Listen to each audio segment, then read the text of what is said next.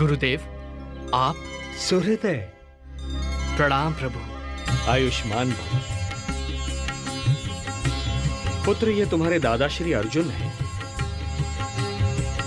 हाँ, गुप्त क्षेत्र में हम अल्प समय के लिए मिले थे। प्रणाम दादाश्री। विजयी भव पौत्र। गुरुदेव, मुझे युद्ध की सूचना मिली और मैं चला आया। हाँ वत्स, युद्ध की घोषणा हो चुकी है। अब हमें अपने पक्ष की शक्ति का विस्तार करना होगा। गुरुदेव, अब आपको चिंता करने की क्या आवश्यकता है? आपका शिष्य सिद्ध क्षेत्र से सिद्धियां प्राप्त करके लौटा है। मैं अकेला ही समस्त कौरव सेना को समाप्त कर सकता हूं।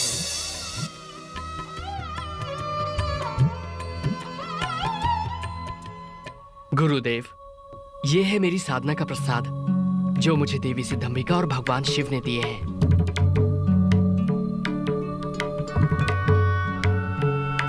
इन बाणों की विशेषता क्या है पुत्र?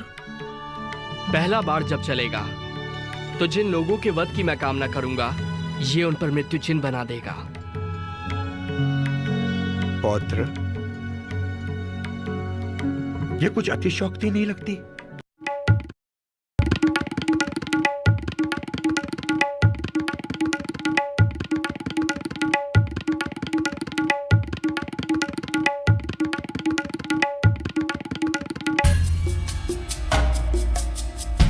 इस वृक्ष के सारे पत्ते मेरे लक्ष्य पर हैं गुरुदेव।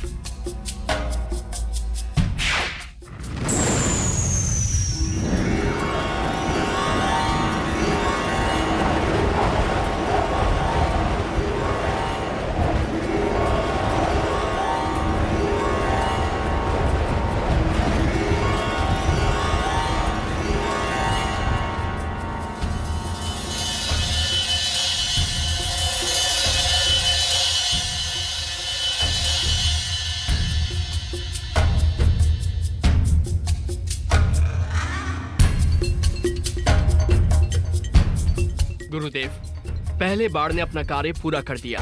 पुत्र, तुम्हें विश्वास है कि सारे पत्तों पर चिन्ह लग गए हैं? हाँ गुरुदेव।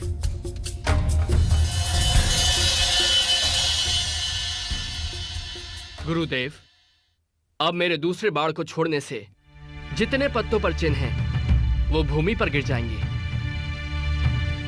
और तीसरा बाण तो प्रलय के समान है। यदि मैंने इसका प्रयोग किया तो सारी सृष्टि का विनाश हो जाएगा। मैं इसका प्रयोग कभी नहीं करूंगा। रुक जाओ पौत्र। अब मुझे पूर्ण विश्वास है कि इस महायुद्ध में हम पांडव दुर्बल नहीं हो सकते। दुर्बल तो अब कौरव लगते हैं। ऐसा मत कहिए दादाश्री, अन्यथा अनर्थ हो जाएगा। क्या अनर्थ होगा पुत्र? गुरुदेव, मैंने देवी सिद्धंबिका तथा भगवान शिव को वचन दिया है कि युद्ध में जो पक्ष कमजोर सिद्ध होगा, मैं उसकी ओर से युद्ध करूंगा।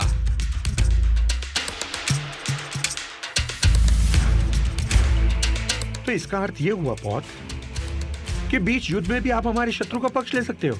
हाँ दादाश्री, यदि युद्ध में कौरव पक्ष कमजोर सिद्ध हुआ तो देवी को दिए वचन के अनुसार मुझे उनकी ओर से ही युद्ध करना पड़ेगा। चलो पौत्र, विश्राम कर लो। क्षमा करें गुरुदेव, मैंने निर्णय लिया है कि युद्ध क्षेत्र से बाहर रहकर ही युद्ध देखूंगा।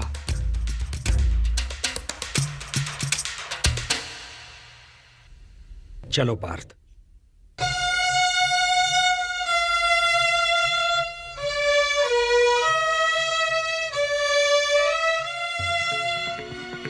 हे केशव, हे जनार्दन, इस युद्ध में तो हमारी विजय निश्चित है। निस्संदेह, किंतु जो मैं अभी सुनकर आ रहा हूं उसका अर्थ यह है कि पहले हमें पराजय की सीमा तक पहुंचना होगा। और पराजय का अर्थ है पांडवों में से 2-3 की मृत्यु और पांडव सेना का विनाश। पराजय? मैं कुछ समझा नहीं केशव। पार्थ, यदि हम कौरव सेना का नाश कर दें और विजय की ओर चलें तो बर्बरीक अपने 2 ही बाणों से अपने विजय उल्लास को पराजय में बदल देगा। तो अब क्या करें?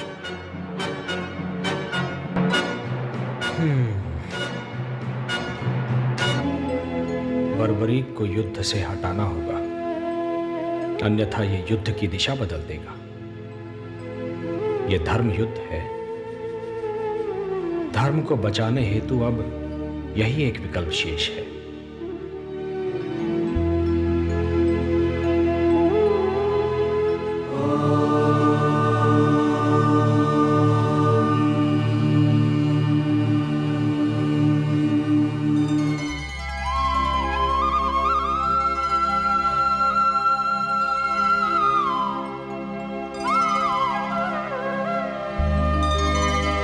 सूर्योदय।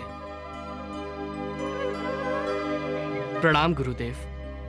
प्रणाम दादाश्री। आयुष्मान भव।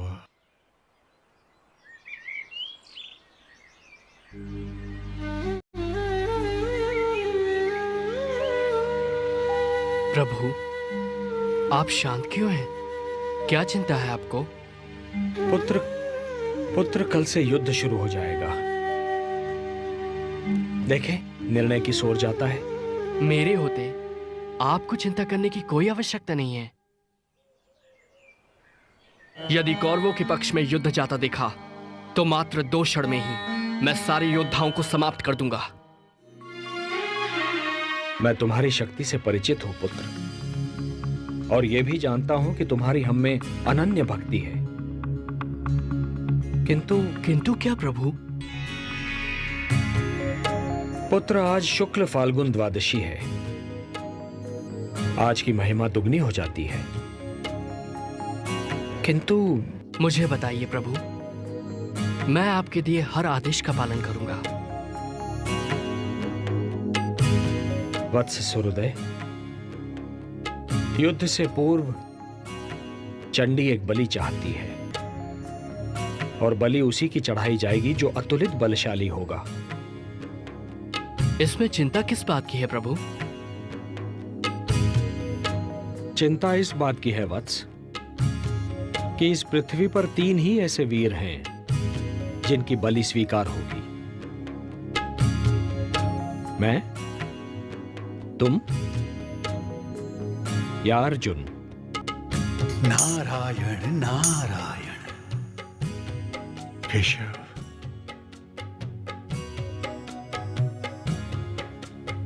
बस इतनी सी बात है केशव? क्या यही आपकी चिंता है? तो है जनार्दन, इस बलि के लिए मैं अपने आप को प्रस्तुत करता हूं केशव, अपने आप को। तुम ये नहीं कर सकते पार्थ, ये धर्म युद्ध है। यदि एक भी पांडव कम हो जाएगा तो ये युद्ध धर्म युद्ध नहीं कहलाएगा। बस एक ही मार्ग शेष है।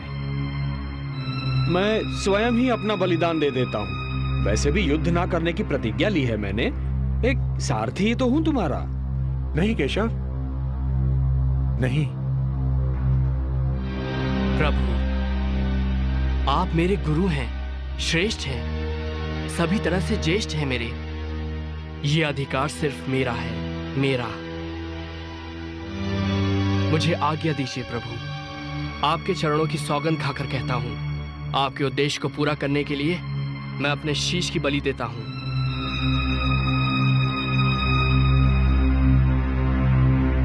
प्रभु, ये कार्य करने से मेरे वंश की कीर्ति बढ़ेगी। ये सौभाग्य मैं अपने हाथों से नहीं जाने दूंगा प्रभु।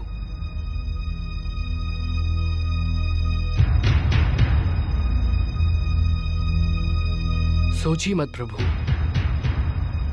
उठाइए ये शस्त्र और मेरे शीश को धड़ से अलग करके चंडी मां को बलि चढ़ाइए। मैं ऐसा नहीं कर सकता। यदि मैंने ऐसा किया तो यह बलिदान नहीं होगा, हत्या होगी।